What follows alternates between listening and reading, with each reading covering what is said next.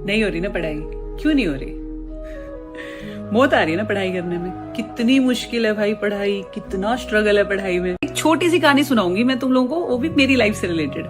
तो जब मैं नई नई यूपीएससी की तैयारी करने लगी तो उसके लिए मैं दिल्ली आके पीजी में रहने लग गई। तो मेरा जो पीजी था ना, उसके नीचे एक गार्ड अंकल रहते थे जिनको मैं आते जाते ऐसे नमस्ते कर देती थी।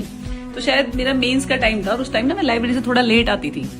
तो ऐसे ही एक दिन रात को मैं आई तो मैंने उनको नमस्ते की। तो अंकल ने ऐसे ही मुझसे पूछ लिया कि और बेटा कैसी चल रही है पढ़ाई?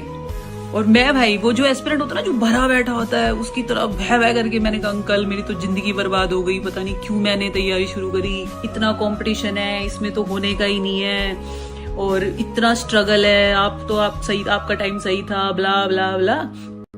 और अंकल ना थोड़ी देर तो मुझे सुनते रहे और फिर हल्का सा मुस्कुराए और फिर मुझे कहते हैं कि बेटा स्ट्रगल क्या होता है आपको पता ही नहीं है।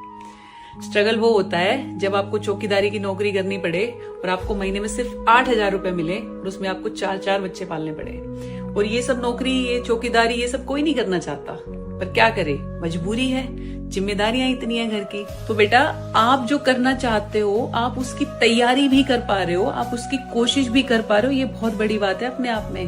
फिर उन्होंने बोला वरना जाके पूछना गांव में अपने पिताजी से, अपने चाचा से कि उनको किसने इतने दिन बैठ के पढ़ने का मौका दिया। कोई नहीं देता था। पहले 10वीं कर ली, 12वीं कर ली तो सब लगता था कि बस अब फौज पुलिस में लग जाए, लग गया तो ठीक है, नहीं तो अपने खेती बाड़ी कर लेगा, क्योंकि शादी भी करानी होती थी। और महिलाओं को तो ये मौके कभी मिले ही नहीं। तो बेटा ये जिसको तो आप स्ट्रगल समझ रहे हो ना, ये स्ट्रगल नहीं है, ये प्रिविलेज है। और मेरे को ऐसा लगा कि हाँ यार कितनी सही बात है यार, ये वी आर लकी कि हमें वो मौका मिल रहा है। मतलब सच में हमें अपने माँ बाप को थैंक यू बोलना चाहिए कि भाई शायद हम वो पहली पीढ़ी है या वो पहली जनरेशन है जिनको ये मौका मिल रहा है कि हम 4-4, 5-5 साल बैठ के किसी भी एग्जाम की, चाहे वो यूपीएससी हो, एसएससी हो, नीट, बैंक, आईआईटी, उसकी तैयारी भी कर पा रहे हैं। सही में बहुत बड़ी बात है यार, हम बस इसको फॉर ग्रांटेड ले लेते हैं। तो भाई अपने माँ बाप को थैंक यू बोलो और इसको स्ट्रगल मत समझो, इसको जान पे मत समझो कि मौत आ रही है। सबसे आसान काम है। कल को जब नौकरी करने जाओगे ना तब पता चलेगा कि ये कितना इजी था। एक कुर्सी पे बैठ के सिर्फ पढ़ना है, सिर्फ पढ़ना, ठीक है? तो खुश रहो और दिल से पढ़ाई करो यार।